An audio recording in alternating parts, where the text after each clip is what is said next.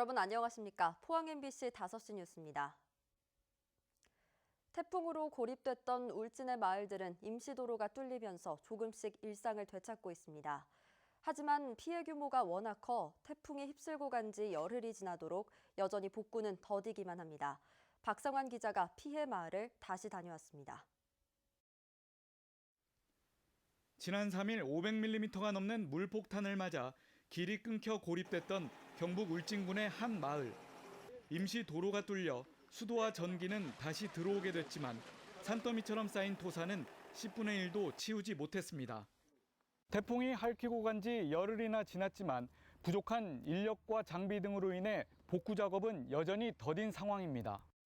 주민들은 생업은 아예 포기한 채 젖은 옷과 가재도구를 말리고 흙탕물을 씻어내고 있습니다.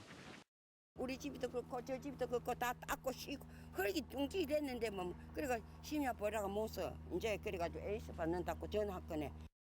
간신히 몸만 빠져나온 이재민들은 지금도 주택이 마르지 않아 마을 회관을 오가며 힘든 생활을 이어가고 있습니다.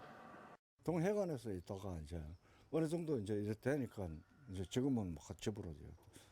아래 한번 들어가 보면 말잖아. 지금 아무것도 없잖아요 지금. 물과 흙으로 뒤엉켜 온통 뻘밭이 돼 복구에 엄두도 못 냈던 주민들은 그나마 자원봉사자들 덕분에 힘을 내고 있습니다. 결국 낮에 뻘이 한 50전 이상 채고 그래서 자원봉사들 군인 그다음에 뭐 전국에서 와 있고 대학생들이고 일반 자원봉사들 와 있고 한 일주일 반했어요. 경북 울진과 영덕군, 강원 삼척시가 특별재난지역으로 지정됐지만 피해 마을은 여전히 처참한 모습 그대로고 복구는 더디기만 합니다. MBC 뉴스 박상환입니다. 환경 파괴 논란으로 중단된 포항 항사댐 건설 필요성이 대두되고 있습니다. 올여름 오천 지역의 망간 수돗물 사태와 냉천의 반복되는 수해를 근본적으로 해결하기 위해서는 댐은 환경 파괴라는 이분법적 논리를 제고해야 한다는 지적입니다. 김기영 기자가 취재했습니다. 지난 8월 한 달 가까이 이어진 포항 초유의 수돗물 필터 변색 사태.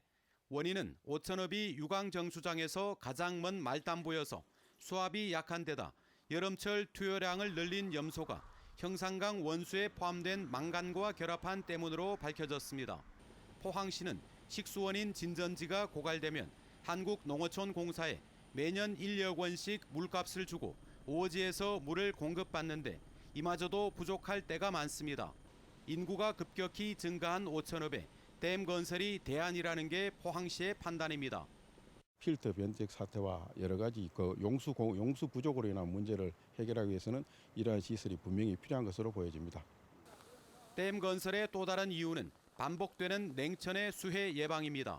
고향해강 정비 사업이 추진되면서 2017년엔 16억 원, 지난해에는 23억 원, 올해도 6억 원의 복구 예산이 들어갑니다. 매년 수십억 원의 세금을 수장시킨 셈입니다. 2년 전 항사댐 건설이 추진되다가 정부가 물 관리를 환경부로 일원화하면서 엄격해진 댐 건설 필요성을 충족하지 못해 흐지부지 됐습니다. 또 항사댐 이론에 단층대가 있다는 주장이 제기되면서 경주와 포항 지진을 경험한 시민 정서상 논의는 진전되지 못했습니다.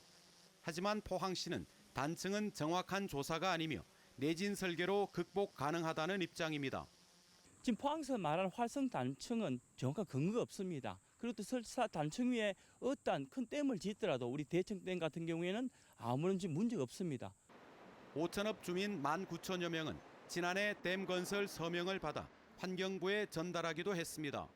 우리가 영구적인 어떤 방지를 위하여 국가 예산을 참 아깝게 생각한다면은 제가 생각하는 이 항사댐을 하나 더 만들어 가지고 포항 냉천과 비슷한 여건인 경주 북천은 이번 태풍에 상대적으로 피해가 적었습니다. 하천 바닥이 급류에 패이면서 보나 어도 시설이 유실되기는 했지만 잔디구장이나 자전거 도로까지는 물이 차오르지 않았습니다. 기록적인 강우에도 불구하고 하천 둔치 체육시설은 멀쩡합니다. 상류에 있는 보문호와 덕동호가 수해 예방에 역할을 했기 때문입니다. 오어지의 유역 면적은 2,700헥타르로 덕동호의 절반인데 담수량은 12분의 1에 불과해 오어지 하나로는 수해를 감당할 수 없습니다.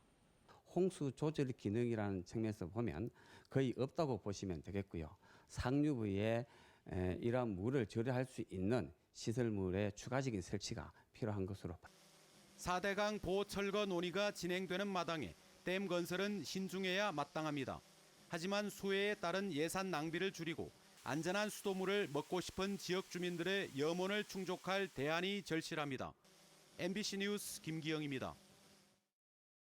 포항지진 범시민대책본부가 지열발전시설 매각을 반대하는 점유 이전 및 철거 금지 가처분을 대구지방법원 포항지원에 신청했습니다. 포항지진 범대부는 지난달 26일 규모 2.3의 여진이 일어난 만큼 지열발전시설 철거 과정에서 또 지진이 나면 대규모 참사로 이어질 수 있다며 가처분 신청 이유를 설명했습니다. 이에 앞서 포항 112로 촉발지진 범시민대책위도 최근 성명서를 통해 민형사 소송이 진행되는 상황에서 지열발전소 장비를 현장 보존해야 한다고 촉구하기도 했습니다. 울릉군의회는 오늘 임시회를 열고 오는 26일까지 10일간 의정활동에 들어갔습니다. 울릉군의회는 이번 회기 동안 각종 조례안과 명예 울릉군민증 수여 대상자 동의 안건 등을 처리하고 사동항 2단계 공사 등 주요 국책사업장과 태풍 미탁 피해 현장을 살펴볼 예정입니다. 이상으로 포항 MBC 5시 뉴스를 마칩니다. 여러분 고맙습니다.